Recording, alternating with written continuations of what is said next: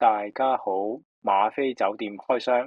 今次要介紹嘅就係北海道小樽嘅星野 OMO5。呢個星野酒店有兩個館啦，呢個就係 South Tower 南館。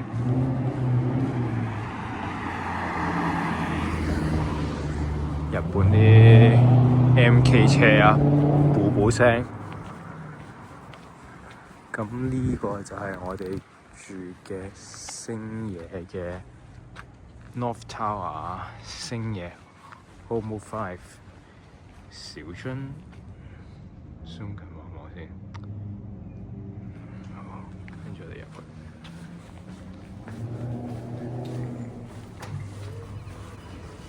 酒店就係2022年1月開幕，3年左右啊，所以睇落都仲係好新嘅。入到嚟呢邊就係北館大堂，設計都幾闊落。左邊有張梳化，盡頭嗰埲牆呢就有一張介紹小樽附近景點嘅地圖。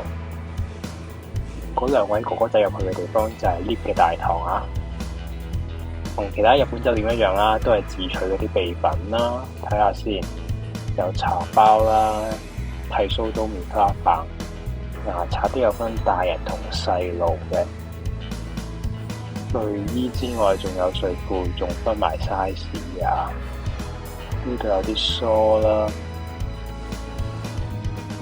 前面嗰個櫃台咧就係 check in 嘅地方，咁我哋可以上房嗰度睇下啦。今次咧就被分派去到北館嘅5樓，最高就係7樓嘅。喂，呢個嘢唔係好 work 喎。OK 啦，入咗去啦。咁玄關嘅位置就長長窄窄啦，勉強放到2個未開嘅大行李。日本啊，即刻要除鞋啊，好乾淨。咁啊，主要分咗兩邊。先入主要嗰邊睇下先，咁就2張床。日本嚟講都算係大啊，有地方俾你坐同擺嘢，電視機啦，有2張床。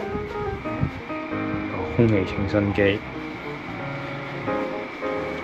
跟住呢邊亦都有啲擺嘢嘅位置啊，熱水壺，呢度都係有插頭，有一個 USB， 呢個會唔會 OK 嘅，唔會撞到頭嘅。好，睇埋呢個先，夾萬雪櫃。雪櫃入邊係，有個水箱，可以俾你落去樓下嗰度，落去樓下1樓地下嗰度可以裝水啦。好，閂返先啊。跟住櫃桶係冇嘢嘅，冇嘢嘅，都係冇嘢嘅。OK， 咁啊，2張床。呢度有呢個位擺嘢係嘛？擺手機嗬，係咪擺呢個就唔會輻射咁樣？即手機唔會輻射攻擊我個腦袋啊！唔知呢度仲有2個都係插頭啦，有 USB 啦，USB A 嚟嘅應該係。咁有2張床，咁呢度啊〜幾特別喎，有張係星野111列啊！哦，應該介紹佢星野唔同嘅酒店啊！呢本 OK 喎，呢本幾特別啊！好，咁啊睇完床呢邊啊，好，跟住睇下廁所先。廁所就係呢一邊啦，咁啊入到嚟洗手盆呢度啦。咁啊呢個就1、2號杯喎，即係等你唔好用錯喎。因為有啲人可能唔中意啲口水撈埋一齊噶嘛，好核突噶嘛，覺得分開1、2可能會好少少。跟住就呢度啦，淋浴間，哇，都好似喺日本好少可見到啲咁，即係都幾高級嘅質地咁喎，用晒石咁嘅喎。唔講以為去咗泰國喎，呢一個淋浴間係幾高級嘅感覺啊！真係唔似日本嗰啲好膠嗰啲廁所啦。咁跟住呢邊就馬桶啦，有對門都好啊，即係有一位住客大便完之後都冇咁臭啦，可以喺度抽一陣氣先。咁啊都係日本好 typical 好標準配置啦，有得洗 pat pat 嘅自動馬桶啦。OK 喎，呢個廁所都好高分啊！呢個廁所都好靚，相比日本平時好窄好細嗰啲廁所，仲有啲位擺毛巾咁，好好啊！呢個廁所好，咁房間就睇到呢度啦。我哋聽朝再去睇下食早餐係點嘅。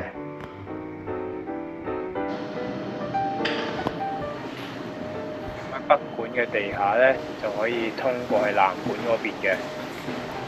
去 South Tower 嗰度食早餐，哇！另外一個風格啦。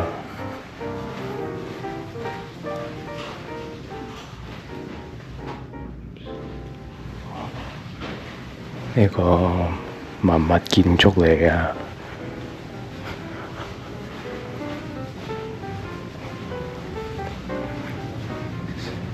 呢度都係坐 lift 啊，上去睇下咩料。哇！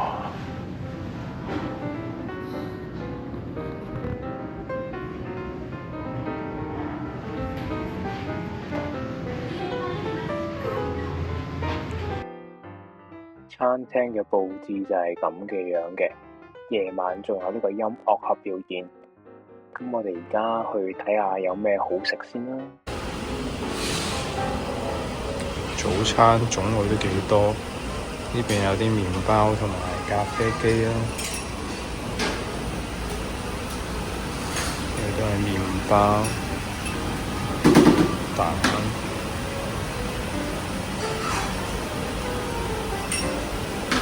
煙肉腸仔、蒸蔬菜，呢個係壽司飯，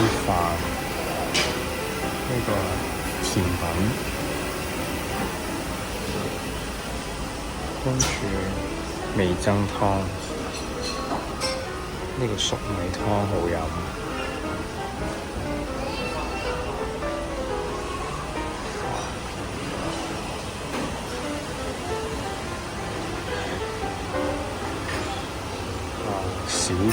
小春市場直送啊！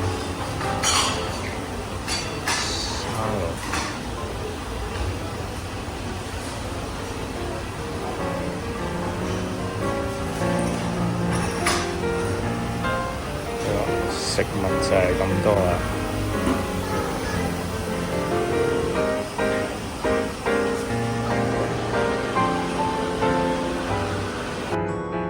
跟住介紹埋酒店嘅其他設施。頭先講嗰兩個哥哥仔咧入嚟嗰對門咧，其實係酒店嗰個升降機大堂嚟嘅。咁拍卡嚟之後咧，仲有2間房，一間就係呢個乾衣房，我就冇用過。呢個咧就常用啲啦，就係飲水機同埋自動售賣機嘅地方。咁我都好欣賞有飲水機呢樣嘢，酒店方便好多。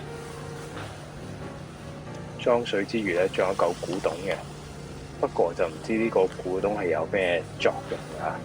咁啊，欣賞下啦。飲水機就喺呢度啦。仲有唔同嘅水溫可以揀嘅，唔使用嗰個嗱喳嘅熱水壺煲水都可以攞到熱水，非常之方便。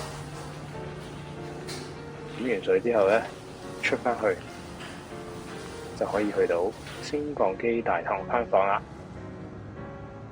最後介紹點樣去呢間酒店。